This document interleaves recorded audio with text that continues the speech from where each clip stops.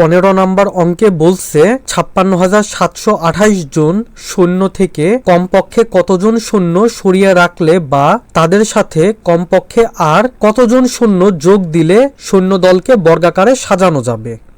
15 নম্বর অঙ্কে আমাদেরকে বলছে 56,728 জন সৈনিকের থেকে কতজন সৈনিক সরিয়ে রাখলে বা নতুন কতজন সৈনিক যোগ করলে সৈনিকদের আসলে বর্গাকারে সাজানো যাবে।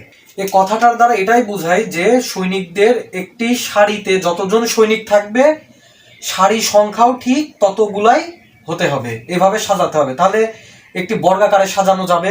যদি আমরা পুরোপুরি এই বর্গক্ষেত্রটা তৈরি করার চেষ্টা করি তাহলে দেখব একটি সারিতে যতজন সৈনিক ঠিক ততগুলাই সারি আছে, এভাবে আমাদেরকে সাজাতে হবে। আর আমাদের সৈনিকের সংখ্যা 56,728 জন। তাহলে এই মানের থেকে কতজন আমাদেরকে সরাতে হবে অথবা যুক্ত করতে হবে আর বর্গাকারে সাজাতে হবে, তাহলে আমরা এই মানের বর্গমূলটা বের করার চেষ্টা করব। তাহলে যদি আমরা 56,728 এর বর্গমূল বের করার চেষ্টা করি, তাহলে ডান দিক থেকে আমাদের জোড়া বানাতে হবে। তাহলে আমাদের 5-এর নিকটতম পূর্ণবর্গ সংখ্যা বানাতে হবে। তাহলে 2 × 4, যদি বিয়োগ করি 1, 6, 7, এই 6, 7টা নিচে নামলো। 2-এর দ্বিগুণ করলে মান আসবে 4। তাহলে আমাদেরকে এই 4-এর পরে একটি অঙ্ক নিতে হবে এবং ওই অঙ্ক দিয়ে গুণ করতে হবে, দিয়ে আমাদেরকে 167 অথবা তার নিকটবর্তী একটি মান বানাতে হবে। তাহলে যদি আমরা করি 4 দিলে হয়তো মানটা বড় হয়ে যাবে, 3 দিয়ে যদি করি তাহলে 3 × 3 = 9, 3 × 4 = 12, তাহলে মান আসছে 129। তাহলে আমরা এখানে 3 দিব আর এখানে লিখবো 129। বিয়োগ করলে 17 থেকে 9 বাদ দিলে মান পাবো আমরা 8, হাতের 1 এঁকে দিলাম। 6-এর থেকে 3 বাদ দিলে মান হবে 3, আর এই 3টা আমরা এখানে বসিয়ে দিব। তাহলে আমরা দেখছি আমাদের কাছে আসলে এখানে ভাগশেষ থাকছে 38, এরপরে আরো এখানে 28 ছিল, আমরা সেই 28 এখানে লিখে দিব। তাহলে আমরা এই 28টা লিখে দিলাম এবং 23-এর যদি আমরা দ্বিগুণ করি তাহলে আমরা মান পাবো 23 × 2 = 46। এখন আমাদেরকে এই 46-এর পরে একটি অঙ্ক নিতে হবে এবং ওই অঙ্ক দিয়ে আমাদেরকে গুণ করতে হবে। যদি আমরা এখানে 9 নেই তাহলে হয়তো আমাদের এর নিকটবর্তী একটি মান হতে পারে। 9 নং 81 এর 1 হাতে থাকে 8, 6 নং 54 আর 8 যদি আমরা যোগ করি তাহলে 62 এর 2 হাতে থাকে 6, তাহলে 4 নং 36 আর 6 যোগ করলে আমরা মান পাবো 42। তাহলে আমরা দেখছি আমাদের মানটি আসলে এই 3828 থেকে বড় হয়ে যাচ্ছে, তাহলে আমরা 9 নিলে মান বড় হয়ে যাচ্ছে। তাহলে আমরা 46-এর পরে 8 নিব এবং 8 দিয়ে গুণ করব। তাহলে আমরা যদি এখন 8 দিয়ে গুণ করি 28 টা 64 এর 4 হাতে থাকবে 6, 6 8 48, 48-এর সাথে যদি আমরা 6 যুক্ত করি তাহলে আমরা মান পাবো 54 এর 4 হাতে থাকে 5, আর 4 8 32 আর 5-এ 37, তাহলে আমাদের মান হবে 3744, যা এই মানের থেকে আসলে কম।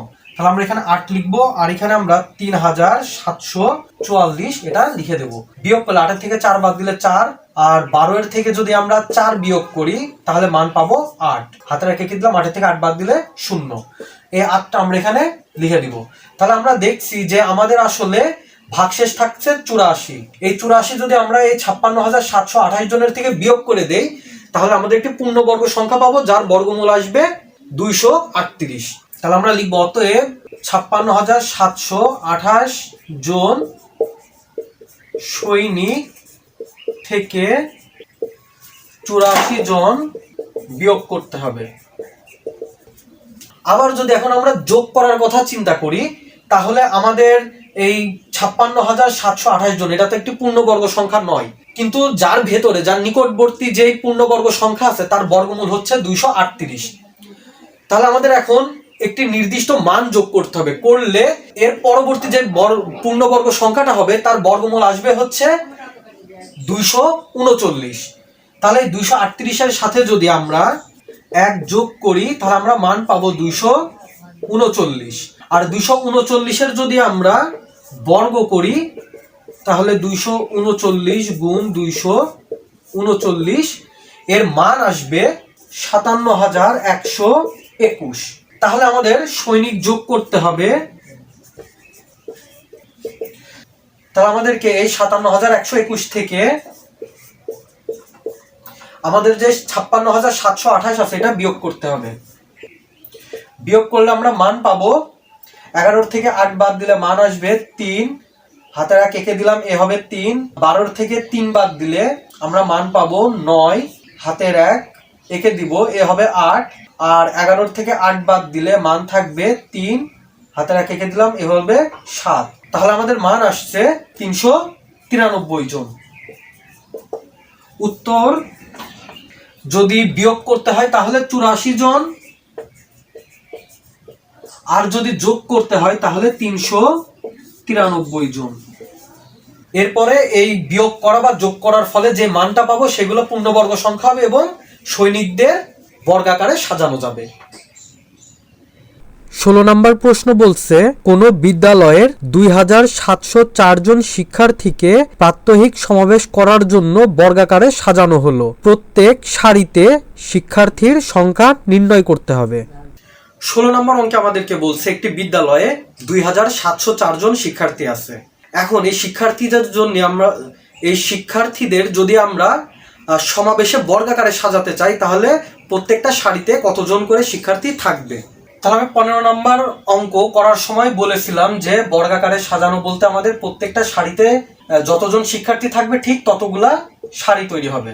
তাহলে আমাদের শিক্ষার্থীর সংখ্যা দেয়া আছে 2704 জন।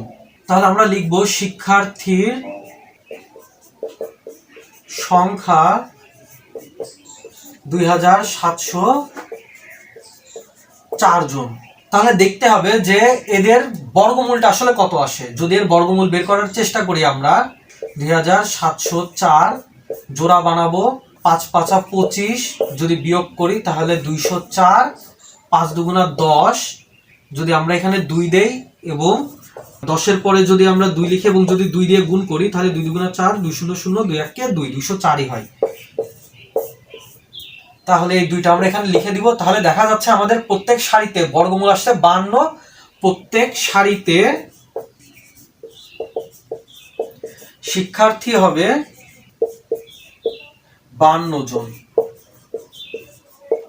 তাহলে আমাদের উত্তর হবে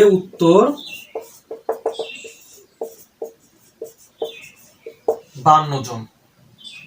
প্রিয় শিক্ষার্থীবৃন্দ, তাহলে আজ আর নয়, আজ আমরা এখানেই শেষ করছি।